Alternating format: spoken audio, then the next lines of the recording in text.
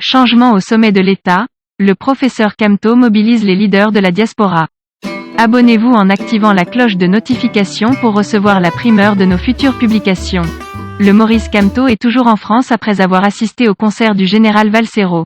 Il a organisé ce samedi une réunion avec des acteurs de la diaspora. Certaines indiscrétions parlent des préparatifs pour des actions d'envergure au Cameroun. Quelques photos de la rencontre de Kamto et des membres de la diaspora camerounaise ont été publiées par certains participants à cette rencontre. Pour le moment, les réels sujets abordés au cours de cette réunion n'ont pas été dévoilés. Mais l'opposant laisse présager des actions dans les prochaines semaines. Dans une récente interview parue dans Libération, il déclare qu'il ne pourra rester les bras croisés en regardant la déliquescence du pays et en attendant l'après Paul Biya. Alors, que va faire Kamto à son retour à Yaoundé?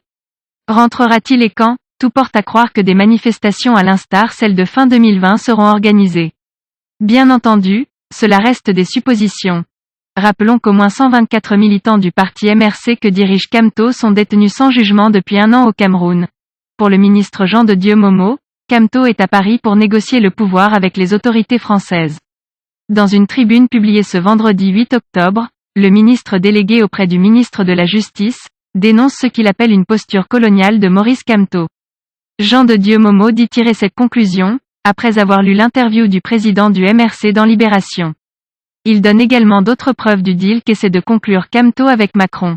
La récente sortie de Maurice Kamto a confirmé ce que je disais, il invite la France à s'intéresser aux alternances politiques, et est prêt à nous ramener à la colonisation pour assouvir sa soif du pouvoir.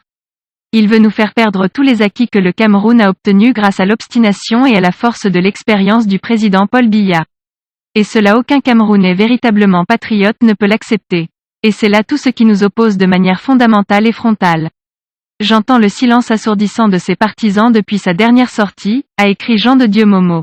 Rappelons que la diaspora compte un grand nombre de partisans de changement au régime en place, majoritairement acquise à la cause du professeur. Veuillez prendre 3 secondes pour liker la vidéo et la partager. N'oubliez pas de vous abonner à la chaîne YouTube, Boudman, sur le site www.camertv.info. À bientôt pour de nouvelles publications.